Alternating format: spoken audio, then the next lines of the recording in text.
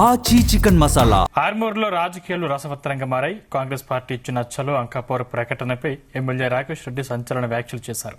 యుద్ధానికి సిద్దమని సవాల్ విసిరారు. ఓడిపోవడానికి పుట్టిన వాళ్లు తప్పుడు పోస్టర్లతో ఆర్మూర్లో రాజకీయ వికృతం మొదలుపెట్టారని ఆయన ఫైర్ అయ్యారు. చర్చకు సీఎం, మంత్రులు, సీనియర్ శాసనసభ్యులు ఎవరూ వచ్చినా తాను సిద్దమేనన్నారు. అంకాపూర్లో నాటుకోడితో సిద్దంగా ఉంటానని స్పష్టం చేశారు. ఈ కార్యక్రమంలో శాంతి భద్రతలకు విఘాతం కలిగిస్తే ఊరుకునేది లేదని హెచ్చరించారు. ప్రజలకు ఇబ్బంది కలిగిస్తే ఎవరిని వదిలిపెట్టబోమన్నారు. గత 10 సంవత్సరాల్లో ఏం చేశారో ఇప్పుడు రాజకీయ ముసుగులో మళ్లీ నాటకం మొదలు పెట్టారని ఆరోపించారు. ఆర్మూర్లో కాంగ్రెస్ వాళ్ళ ఆటలు సాగనివ్వనని ఎమ్మెల్యే రాకేష్ రెడ్డి వార్నింగ్ ఇచ్చారు.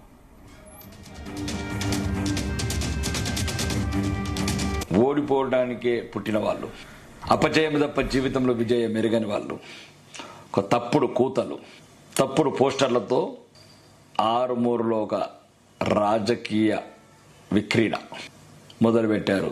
దానికి నేను సిద్ధం, వస్తున్నాను సోమవారం, రెడీ ఉండుండ్రి, యుద్ధం నేను సిద్ధం.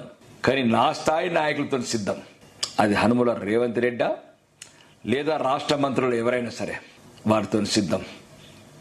లేదు నిజామాబాద్ జిల్లా సీనియర్ శాసనసభ్యులు ఎవరైనా ఉంటే గౌరవనీయ సుదర్శన్ రెడ్డి గారు రమ్మనండి. అంకాపూర్ ముట్టడెందుకు, రండి, వెల్కమ్ వెల్కమ్, రండి.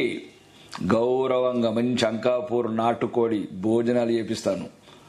ముఖ్యమంత్రి ఎట్లనే అడిగాడు, కొడంగల్ శాసనసభ్యులు గారు ఎట్లన్నా తెలంగాణ అసెంబ్లీ అడిగారు, అంకాపూర్ నాటుకోడి తినిపిస్తాను. సోమవారం నాడు 10 గంటలకు నేను అక్కడ ఉంటున్నాను, మీరు వస్తారని ఎదురు చూస్తున్నాను. ఒకవేళ చెప్తున్నా, శాంతి భద్రతలకు ఎవడన్నా విఘాతం కలిగించడం ఆర్మూర్ నియోజకవర్గంలో ఎవరిని వదలను. మీరు అనుకుంటారచ్చు గడిచిన 10 సంవత్సరాలలో ఏమేమి చేసినాము, ఇలా రాజకీయ ముసుగు పార్టీలు మారి మళ్ళా మొదలుపెట్టారు ఆట. మిమ్మల్ని అక్కడ మీ ఆటలు సాగనివ్వను. ఒక్కొక్కడిని ఎంచి ఎంచి లెక్క పెడతాను. ఆరుమూరు నిజం ప్రశాంతంగా ఉండాలి, స్వేచ్ఛతో ఉండాలి. దేనికంటే దానికి సిద్ధం. అది హనుమల రేవంత్ రెడ్డితోనే సిద్ధం. ఇక ఆర్మూర్లో రాజకీయాలు రసవత్తరంగా మారుతున్నాయి. కాంగ్రెస్ పార్టీ ఆర్మూర్ చలో ఆర్మూర్ అసెంబ్లీ పిలుపునిచ్చిన నేపథ్యంలో అక్కడ ఉన్నటువంటి ఎమ్మెల్యే రాకేష్ రెడ్డి ఫైర్ అయ్యారు. తన స్థాయికి తగ్గ నేతల్ని పంపిస్తే ఖచ్చితంగా నేను సమాధానం చెప్తానని కూడా ఆ రాకేష్ రెడ్డి చెప్తున్న పరిస్థితి కనిపిస్తోంది. దానికి సంబంధించిన మరిన్ని డీటెయిల్స్ మా ప్రతినిధి సాయిలు అందిస్తారు. Sailu, good afternoon Sandeep.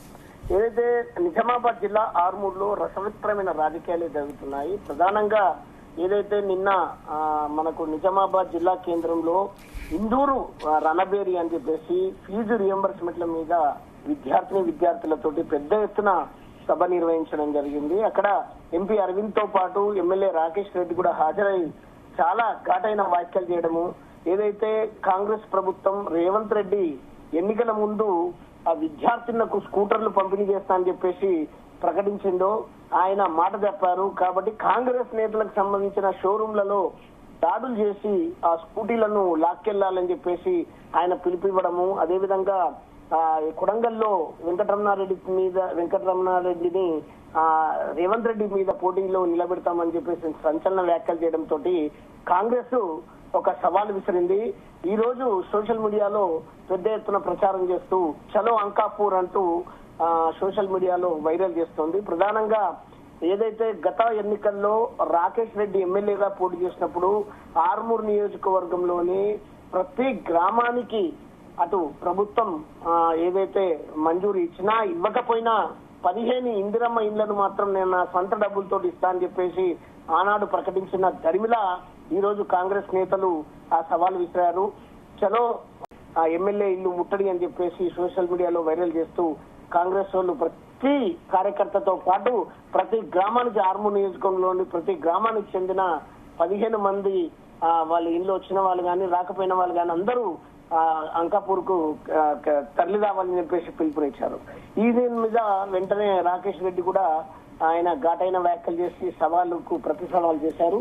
చలో నేను కూడా అంకాపూర్ కి సిద్ధం, రెడీ, రేపు వస్తున్నా, నేను నాటుకోడులతో సహా నేను సిద్ధంగా ఉంటా, అంకాపూర్ నాటుకోడితో నేను సిద్ధంగా ఉంటా, దమ్ముంటే రండి తేల్చుకుందాం అని చెప్పేసి ఆయన కూడా ప్రతి సవాల్ విసిరిండు. అయితే దీంతో ఒక్కసారిగా ఆర్మూర్ లో రాజకీయం వేడెక్కింది, హీటెక్కింది అని చెప్పొచ్చు. ప్రధానంగా ఈ ఏదైతే ఈ పరస్పర కాంగ్రెస్ పార్టీ అదేవిధంగా ఇప్పుడు భారతీయ జనతా పార్టీకి సంబంధించిన రాకేష్ రెడ్డి ఆయన అనుచరులు కూడా ఏదైతే సవాళ్లు ప్రతి సవాళ్లు విసురుకోవడము, రేపు సోమవారం నాడు చలో అంకాపూర్ కార్యక్రమం కాంగ్రెస్ తలపెట్టింది.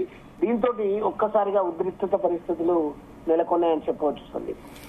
సాయిలో అసలు అంకాపూర్కి కాంగ్రెస్ పార్టీ ఎందుకు పిలుపునిచ్చింది? ఒకవేళ నిజంగానే కాంగ్రెస్ పార్టీ పిలుపునిస్తే బీజేపీ రాజకీయాలు చేయడం ఏంటి అనేది ఇప్పటికే తీవ్ర విమర్శల పరిస్థితి నెలకొంటున్న పరిస్థితి కనిపిస్తా ఉంది. ఏంటి అసలు కాంగ్రెస్ పార్టీ ముఖ్య ఉద్దేశం ఏంటి? అంకాపూర్ని ఎందుకు ఎంచుకుంది అనుకోవాలి?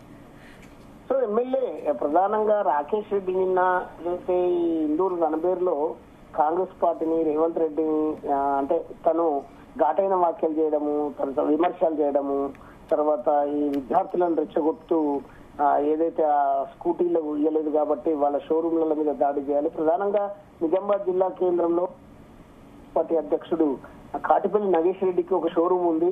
ఇక్కడ నుంచే మనం స్టార్ట్ చేద్దాం, నగేష్ రెడ్డి షోరూమ్ మీద దాడి చేసి స్కూటీలు ఎత్తుకెళ్దాం మనము ఏదైతే దాన్ని అని చెప్పేసి ఆయన పిలిపివ్వడం అనేది కూడా కాంగ్రెస్ చాలా సీరియస్ గా తీసుకుంది.